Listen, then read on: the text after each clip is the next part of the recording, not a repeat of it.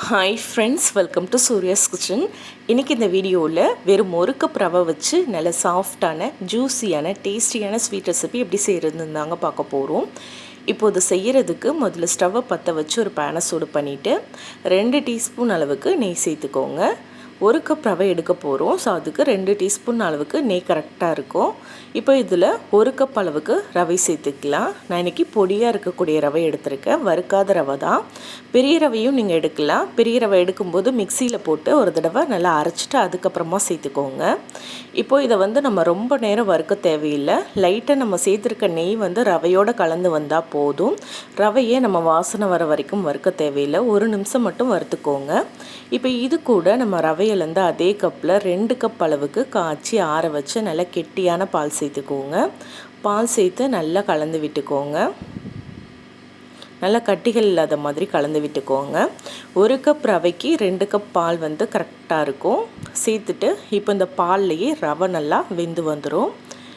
இப்போ நம்ம இது கூட 1 டீஸ்பூன் அளவுக்கு சர்க்கரை சேர்த்துக்கலாம்.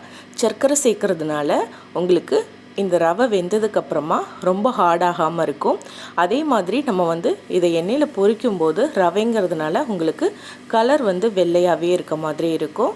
நம்ம கொஞ்சமாக சர்க்கரை சேர்க்கும்போது அது நல்ல ஒரு கோல்டன் கலருக்கு வரும். ஸோ அதுக்காக ஹெல்ப் பண்ணும் சர்க்கரை. ஸோ அதுக்காக தான் 1 ஸ்பூன் அளவுக்கு சர்க்கரை சேர்க்குறோம்.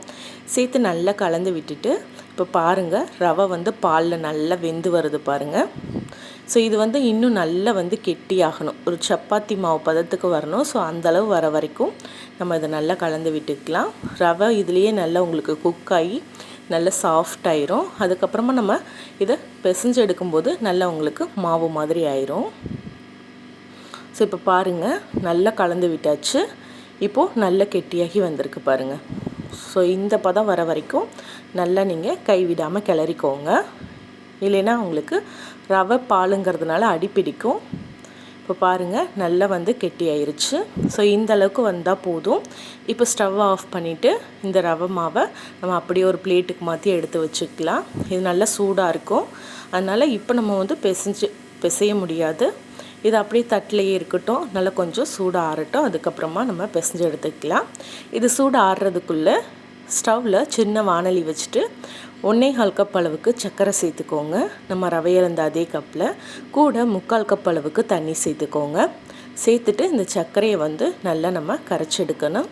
நம்ம ஜாமுன்கெலாம் எப்படி பாகு காய்ச்சுவோமோ அதே மாதிரி தான் இதுக்கும். இப்போது சர்க்கரை நல்லா கரைஞ்சி வரட்டும். இப்போ இது கூட வாசனைக்கு 2 ஏலக்காவை பிச்சு சேர்த்துக்கலாம். நல்ல வாசனையாக இருக்கும். இப்போ இதை நல்லா மீடியம் ஃப்ளேம்லேயே கொதிக்க வச்சுக்கோங்க. நல்லா சர்க்கரை முழுமையாக கரைஞ்சி இந்த மாதிரி வந்ததும் சர்க்கரை தண்ணியை தொட்டு பாருங்கள். தொட்டு பார்க்கும்போது நல்லா பிசு பிசுன்னு ஒட்டணும். ஸோ அந்த பதத்தில் இருக்கணும். நம்ம ஜாமுனுக்கு எப்படி பாகு காய்ச்சுவோமோ அதே மாதிரி தான். இப்போ ஸ்டவ் ஆஃப் பண்ணிடலாம். இது இருக்கட்டும். இப்போது நம்ம ஆற வச்சுருந்த ரவை நல்லா ஆறி இருக்குது. இதில் ஒரு 1/4 டீஸ்பூன் அளவுக்கு பேக்கிங் பவுடர் சேர்த்துக்கலாம். ஒருவேளை உங்கள்கிட்ட பேக்கிங் பவுடர் இல்லை அப்படின்னா அதுக்கு பதிலாக நீங்கள் பேக்கிங் சோடா, அதாவது ஆப்ப சோடா ஒரு 2 சிட்டிகை அளவுக்கு நீங்கள் சேர்த்து செஞ்சுக்கலாம். இப்போது அதில் கொஞ்சமாக பால், அது கரையிற அளவுக்கு கொஞ்சமாக பால் சேர்த்துட்டு இப்போ அதை நல்லா நம்ம பிசைஞ்சு எடுத்துக்கலாம். இதில் நம்ம பால் நல்லா திக்கான பால் தான் நம்ம சேர்த்துருக்கோம். அதனால் பால் பவுடர்லாம் எதுவும் சேர்க்க தேவையில்லை. ஒருவேளை நீங்கள் தண்ணியான பால் எடுக்கிறீங்கன்னா இந்த மாதிரி பிசையும் போது ஒரு 2 டீஸ்பூன் பால் பவுடர் சேர்த்து பிசைஞ்சுக்கோங்க. அப்போ ஸ்வீட் சாப்பிட்றதுக்கு இன்னும் டேஸ்ட்டாக இருக்கும். இப்போது இதை இந்த மாதிரி நல்லா அழுத்தி விட்டு இதை நல்லா பிசைஞ்சுக்கோங்க. ரவை மாதிரி தெரியாமல் நல்லா மாவு மாதிரி நம்மளுக்கு வரணும். ஸோ அந்தளவுக்கு நல்லா இதை பிசைஞ்சுக்கோங்க. இப்போ பாருங்கள், நல்லா பிசைஞ்சு எடுத்தாச்சு. நல்லா சாஃப்டாக இருக்குது பாருங்கள். இப்போது இதை நம்ம சின்ன சின்ன உருண்டையாக உருட்டிக்கலாம். ஒரு சின்ன லெமன் சைஸ் அளவுக்கு மாவு எடுத்துக்கோங்க. எடுத்துட்டு நல்லா இதை உருட்டிட்டு நம்ம கிராக் இல்லாமல் தட்டி எடுத்துக்கலாம். இன்றைக்கி பாதுஷா நம்ம தட்டுவோம் பார்த்தீங்களா, அது மாதிரி தட்டிக்கலாம். இந்த மாதிரி நம்ம தட்டையாக போடும்போது சாப்பிட்றதுக்கு ரொம்ப டேஸ்ட்டாக இருக்கும், பார்க்குறதுக்கு ரொம்ப அழகாக இருக்கும். ஸோ இந்த மாதிரி செஞ்சு எடுத்துக்கோங்க ஒரு கட்லெட் ஷேஃப்க்கு. இப்போ அதே மாதிரி எல்லா மாவையுமே ரெடி பண்ணி எடுத்துக்கோங்க. இந்த மாதிரி உருட்டும் போது மட்டும் கிராக் இல்லாமல் உருட்டிக்கோங்க. இப்போ அவ்வளோதான், எல்லாத்தையும் ரெடி பண்ணி எடுத்தாச்சு.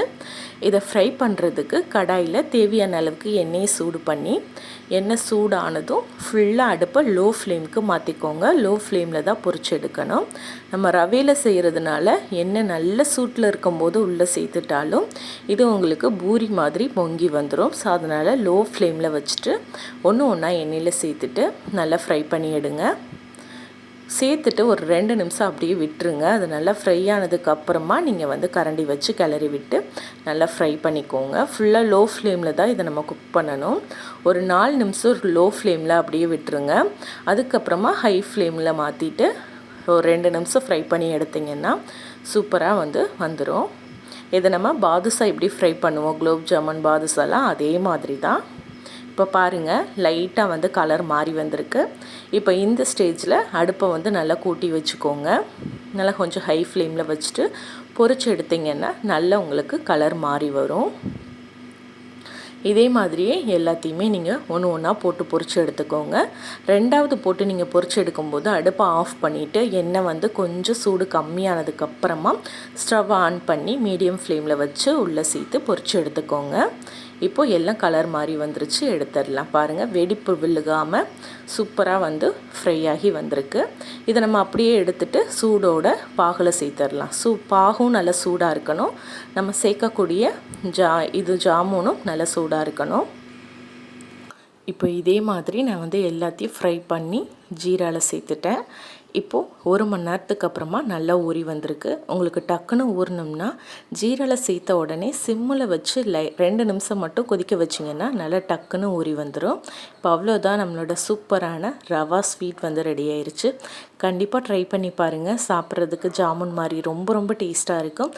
ட்ரை பண்ணி பார்த்துட்டு எப்படி வந்ததுன்னு மறக்காமல் கமெண்ட்டில் சொல்லுங்கள். இந்த ஸ்வீட் ரெசிபி உங்களுக்கு பிடிச்சிருந்தா லைக் பண்ணி ஷேர் பண்ணுங்கள். சப்ஸ்கிரைப் பண்ணலைன்னா மறக்காமல் சூர்யாஸ் கிச்சனை சப்ஸ்கிரைப் பண்ணிக்கோங்க. இதே போல் நாளைக்கு ஒரு சூப்பரான ரெசிபியோடு நான் உங்களை மீட் பண்ணுறேன். தேங்க்யூ.